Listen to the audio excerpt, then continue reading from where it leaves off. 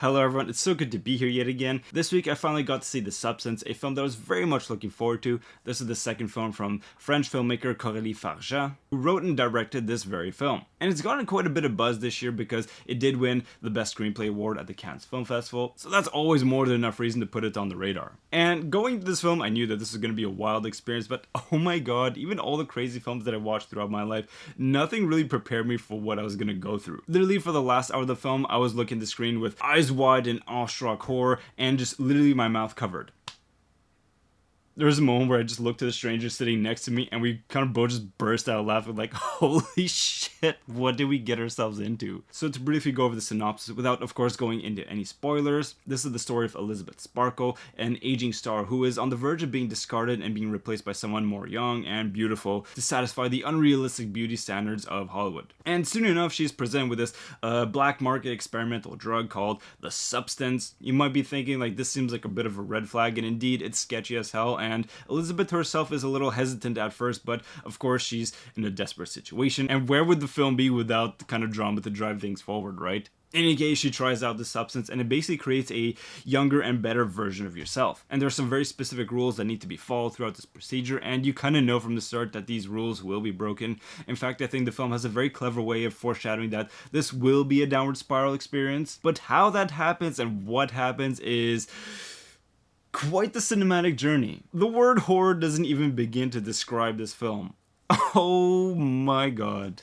That aside a moment, I think that the craft of this film is rather impeccable, and I was shocked to learn after having seen the film that this has a very low budget of $17.5 million. That is pretty phenomenal given the visual fidelity on screen. For starters, the architecture of the set design is quite intriguing. In fact, it gives me these very Kubrick-esque vibes. My mind was constantly going to A Clockwork Orange and The Shining. And there's a truly potent and vibrant use of color. There's so many moments in this film in terms of the color palette that are just seared in my mind. Beautiful stuff, though a little disturbing at times.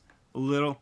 Who am I kidding? In any case, the visual aspect of the film from an art direction point of view is a total banger from top to bottom. The props, the costume designs are all super well crafted, and the makeup is in a league of its own. Truly, David Cronenberg and John Carpenter will be proud. And I guess this would be a great time to warn you that if you are in any way squeamish about blood, viscera, and guts, and weird fleshy things, maybe stay away from this film. This is a truly grotesque experience. There were actually quite a few walkouts at the cinema, and I imagine that this will be a regular occurrence throughout all showings of this film. And to be clear, it's not just the visual aspect of the film that will gross you out, it's also the sound. One might argue that the sound design is a little too effective. This is an incredibly squishy, crunchy, incredibly visceral, textural, auditory experience. And the soundtrack as well is super effective in driving the drama, the emotions, and quite frankly, the madness on screen. I also love the cinematography, specifically from a show-don't-tell style of filmmaking, where the film is feeding you a mountain load of information and emotional baggage about the character without saying a single word. The entire intro of the film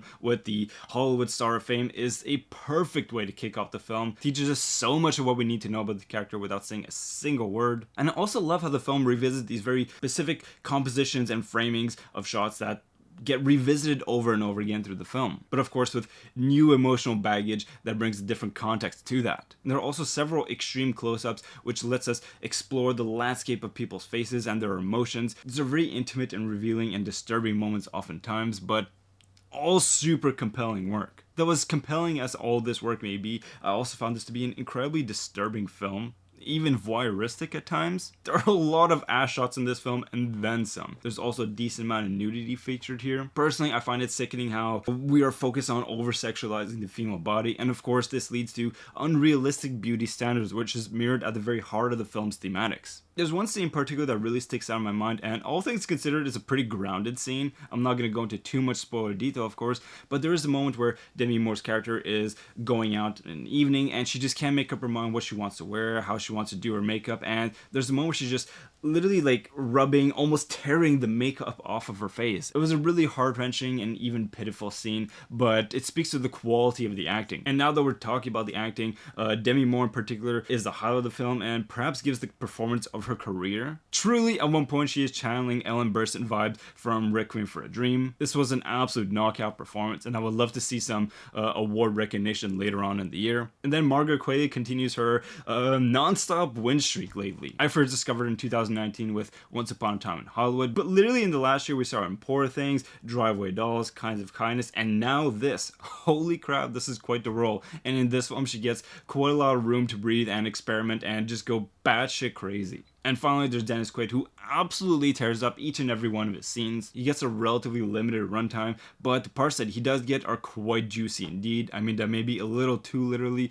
There's a scene early on when he's eating shrimps, and it's kind of gross and repugnant, which is very appropriate because everything about his character is just channeling this abusive and manipulative personality. And by the way, his name is Harvey, so that pretty much says it all. So yeah, this was not exactly a fun experience. I was literally sweating the whole time. Once again, like I said, just eyes wide, mouth covered. Oh my god, what is happening? So my initial reaction was, this is a what the fuck out of 10. But with a bit of time to just digest the film, I can say that this is a powerful and unforgettable cinematic body horror experience. It'll keep you guessing right up until the very end, and even points where I thought, okay, this is the peak of madness, there's no way we can top this. Well, the film always seems to one-up itself and just go deeper down the rabbit hole. In fact, I do think that the ending itself maybe goes a little too off the rails to the point where everyone in the cinema just started laughing their ass off. All things considered, that's probably a healthy reaction. But yeah, at that point we're just like, okay, I give up. Like, yeah, sure, why not? Let's go there. But even though I do find that the ending loses its focus a little bit, the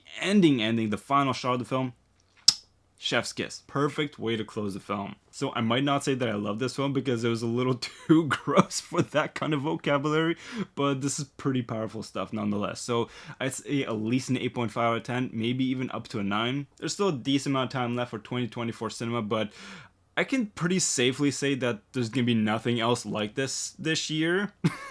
Oh my god. Yeah, that was a wild movie. With all that being said, wishing you and your loved ones nothing but the best. Take care and talk to you soon.